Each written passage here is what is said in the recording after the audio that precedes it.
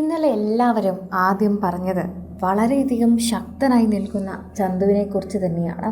കരയാതെ പിടിച്ചു നിൽക്കുകയാണ് ചന്തു എന്ന് എല്ലാവർക്കും മനസ്സിലായി. എന്നാൽ കർമ്മങ്ങളെല്ലാം കഴിഞ്ഞ് അവസാനം അന്ത്യോപചാരം അർപ്പിക്കാനും അദ്ദേഹത്തിന് വേണ്ടിയുള്ള അന്ത്യകർമ്മങ്ങൾ ചെയ്യാനുമായി എത്തിയപ്പോൾ ചന്തുവിന് പിടിച്ചു നിൽക്കാനായില്ല. ദിലീപ് വന്ന് കെട്ടിപ്പിടിച്ച് ആശ്വസിപ്പിച്ചപ്പോഴും ചന്തു പറഞ്ഞൊരു കാര്യമുണ്ട്, എനിക്ക് കരയരുത് എന്നുണ്ട്. അച്ഛൻ പറഞ്ഞിട്ടുള്ളത് അച്ഛൻ മരിക്കുമ്പോഴോ അച്ഛൻ എന്തെങ്കിലും സംഭവിക്കുമ്പോഴോ കരയരുത് എന്നാണ്. അങ്ങനെയാണ് ഞങ്ങളോട് എപ്പോഴും പറയാറുള്ളത്. എന്നാൽ എനിക്ക് കരയാതിരിക്കാൻ പറ്റുന്നില്ല ദിലീപ് അങ്കിളെ എന്ന് ചന്തു ഉറക്കെ കരയുന്നത് നമുക്ക് കേൾക്കാം.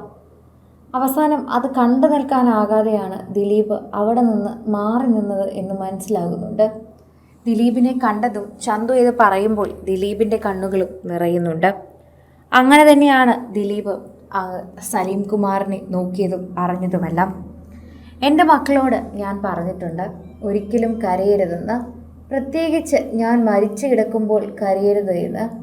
എന്തിനാണ് അങ്ങനെ കരയുന്നത്? നമ്മൾ വേദനയില്ലാത്തൊരു ലോകത്തിലേക്ക് നമ്മൾ പോവുകയല്ലേ.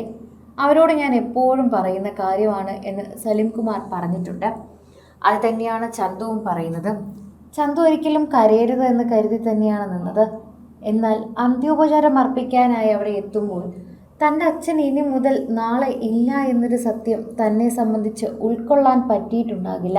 എല്ലാവർക്കും ആ ഒരു സമയമാകുമ്പോഴാണ് ഏറ്റവും വലിയ വിഷമമുണ്ടാവുക. അതായത് നമ്മളുടെ കൂടെ ഉണ്ടായിരുന്ന വ്യക്തി നാളെ മുതൽ നമ്മുടെ കൂടെ ഇല്ല എന്നറിയുന്നൊരു സമയം കൂടിയാണ് ദഹിപ്പിക്കുന്ന അല്ലെങ്കിൽ കത്തിക്കുന്ന ആ സമയം. ആ ഒരു സമയത്താണ് നമുക്ക് ഏറ്റവും കൂടുതൽ വികാരം വിങ്ങിപ്പൊട്ടുക. ഏറ്റവും കൂടുതൽ ആളുകൾ ചർച്ച ചെയ്യുന്നതും അതേ വിഷയം തന്നെയാണ്. ചന്തു ആ സമയത്ത് ദിലീപിനോട് അത് പറയുകയും ദിലീപ് പോട്ടെ എന്ന് പറഞ്ഞ് ആശ്വസിപ്പിക്കുകയും ചെയ്യുകയായിരുന്നു. ദിലീപിനും മറ്റെന്ത് പറയണമെന്ന് അറിയില്ലായിരിക്കാം. ഒരുപക്ഷെ അങ്ങനെ തന്നെ അത് മുന്നോട്ട് പോകുന്നും ഉണ്ടായിരിക്കാം. എന്തു തന്നെയാണെങ്കിലും ചന്തു ആ സമയത്ത് വളരെ വികാരഭരിതനായി നിന്നത് നമ്മളെല്ലാവരും കണ്ടിരുന്നു. എന്നോട് അച്ഛൻ കരയരുത് എന്ന് പറഞ്ഞതുകൊണ്ടാണ് ഇത്രയും നാളും ഞാൻ കരയാതെ പിടിച്ചു നിന്നത്. എന്നാൽ ഇനി എനിക്ക് പറ്റുന്നില്ല. ഇപ്പോൾ ഇത്രയും നാളും ഞാൻ ക്ഷമിച്ചിരുന്നതെല്ലാം എനിക്ക് വിങ്ങിപ്പൊട്ടുകയാണ്.